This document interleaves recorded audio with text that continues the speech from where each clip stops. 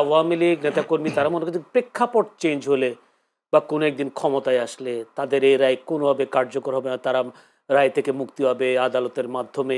সেই কারণেই কি তারা এই আওয়ামী লীগের এই রায়টাকে, শেখ হাসিনার এই রায়কে তারা পাত্তা দিচ্ছে না কিংবা অনুশোচনা করবার মতো সেই শুভবুদ্ধির উদয় হচ্ছে না? ধন্যবাদ আপনাকে। যারা শুনছেন আমার শুভেচ্ছা অভিনন্দন, আমার সহ-আলোচককে শুভেচ্ছা।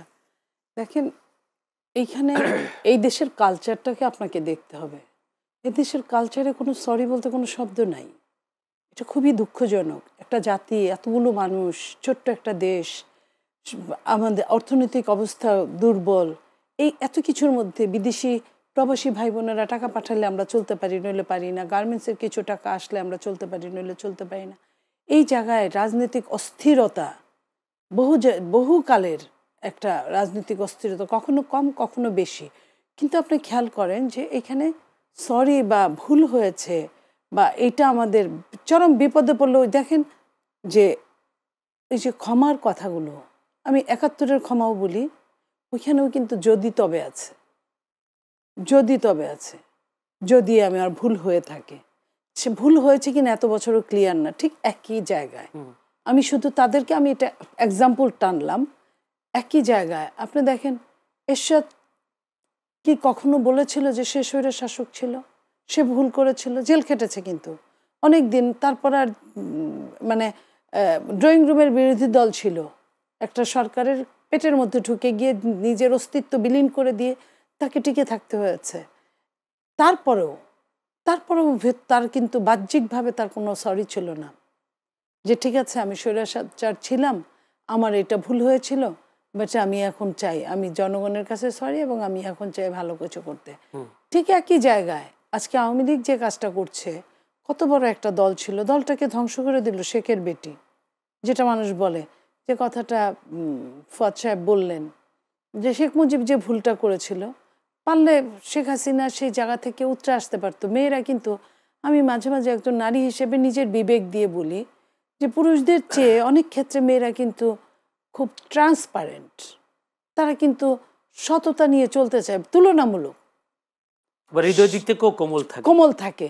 সেই জায়গায় যদি কোনো নারী, আমি আজকে বলছি দুঃখের সাথে, যদি কোনো নারী যদি ডেসপারেট হয় সিরিয়াসলি, সে পুরুষকে ছাড়িয়ে যায়, তার প্রমাণ শেখ হাসিনা। শেখ হাসিনার মধ্যে আমি এটাও স্বীকার করি যে এতগুলো মানুষকে এক রাতে মেরে ফেলছে, তাদের বিচার হতে পারতো, বিচার না হয়ে মেরে ফেলছে, এটার জন্য সে হয়তো বা বিকৃত মস্তিষ্ক সম্পন্ন ছিল, কিন্তু তার তো অন্যান্য নেগেটিভ কাজ সবই চলছে। তার শুধু বিকৃত তার কি, তার শত্রুদের সাথে, আবার দেখেন কোথাও কোথাও শত্রুদের সে তার যখন যাকে দরকার সে তাকে ছাড় দিয়েছে। গোলাম আজমের পাঁচ ছুঁয়ে সালাম করতেও তার যেমন বাধা লাগে নাই, খারাপ লাগে নাই বিবেকের কাছে, আবার সেই গোলাম আজমকে জেল খাটানোর জন্য, তাদের ফাঁসি দেওয়ার জন্য, তাদের গ্রুপকে আত্মপক্ষ সমর্থনের সুযোগ না দেওয়ার জন্য তার কিন্তু একবারও বিবেকটা কাঁপে নাই। ঠিক আপনার হাসানুল হক ইনুদের সাথে আতাত করতেও কিন্তু তার একটুও খারাপ লাগে নাই, যদিও তার বাবার মৃত্যুর পরে আমরা এটা দেখেছি ট্যাঙ্কে নৃত্য করা বা এই ধরনের কাজ, কিংবা এটা যদি ভুলও হয়ে থাকে, হাসানুল হক ইনুর যে দলটা, জাসদ তো তাদের পক্ষের শক্তি না, একদম চরম বলা হয় যে ৩০,০০০ জাসদকে মেরে তারপরে বলেছিল শেখ মুজিবুর রহমান যে কোথায় সেই সিরাজ শিকদার, মহান জাতীয় সংসদে দাঁড়িয়ে আস্ফালনের সুরে বলেছিলেন। তো সেইখানে তারা ওই জায়গাটায় শুধুমাত্র ক্ষমতাকে কেন্দ্রীভূত করে, পুঁজিভূত করে তারা কিন্তু এক হতেও দ্বিধা করে নাই। আবার ক্ষমতার যখন টাইমটা মনে হয়েছে যে একে মারলে কোনো সমস্যা নাই, তাদেরকেও কিন্তু একের পর এক ফাঁসিতে ঝুলাতেও দ্বিধাবোধ করে নাই।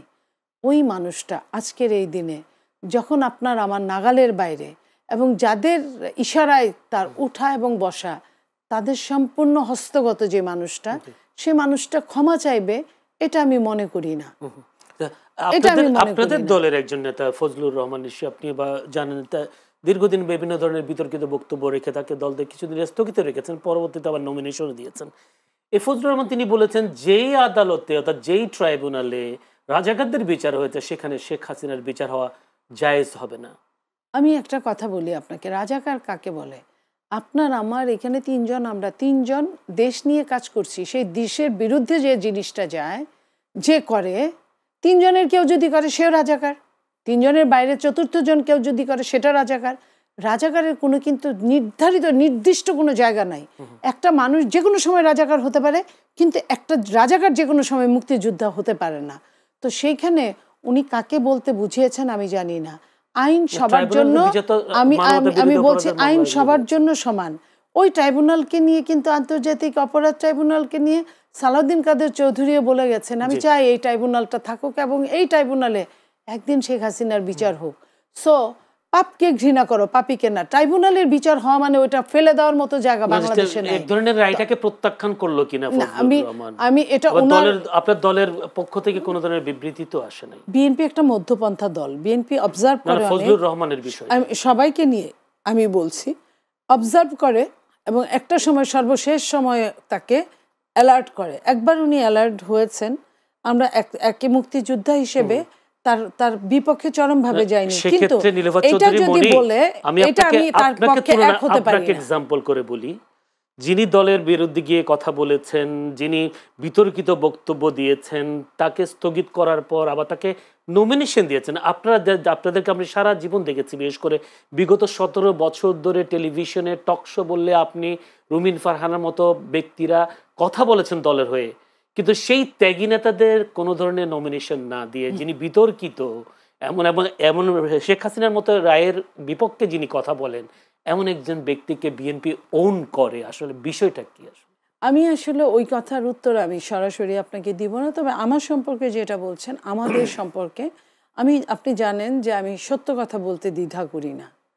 আমি হয়তো নারীর উপরে উঠতে পারি নাই।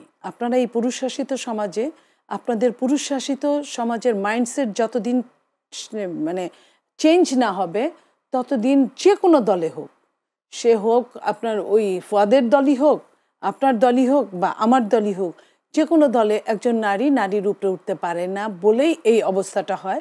আমি এক্সাম্পল যদি দেই, যে কয়েকটা নারী মনোনয়ন পেয়েছে, আপনি দেখেন পুরুষের কোটায় নমিনেশন পেয়েছে, কারণ তাদের যদি ওই পুরুষগুলা, তাদের ফ্যামিলির ওই পুরুষগুলা বেঁচে থাকতো, কিংবা ওই পুরুষটা পৃথিবী ছেড়ে চলে যাওয়ার পরে যদি কোনো পুরুষ যদি অ্যাডাল্ট হতো, তারা পেতো কিনা আমার সন্দেহ আছে।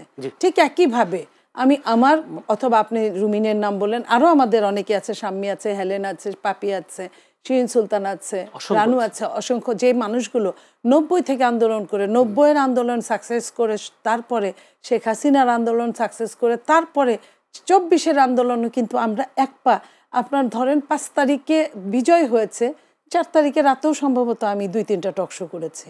তো আমাকে তো রিস্ক নিয়েই যেতে হয়েছে, তাই না? তা এখন আমার কথা হচ্ছে যে দলগুলো হয়তো তাদের হিসাব অন্যরকম, আমাদের কাছে টাকা কম, এটাও একটা ব্যাপার। নির্বাচন করতে যে খুব বেশি টাকা লাগে না, এটাও একটা ব্যাপার। টাকাটা কোথায় লাগে আমি জানি না, কারণে আপনাদেরকে দেয়নি বিষয়টা হতে পারে, এটাও হতে পারে। মানে দলের সিট দরকার, কিন্তু আমার নেত্রী দরকার না, আমার ত্যাগী নেতা দরকার। আবার এটাও হতে পারে যে এখানে যাকেই আপনি দিবেন সেই পাস করবে, সেখানে যার আপনার সামনের দিনে যাকে দরকার হবে, দলের বেশি দরকার হবে, আমরা তো ঐচ্ছিক নারী, সেই হিসেবে হয়তো দেয় নাই, হতে পারে।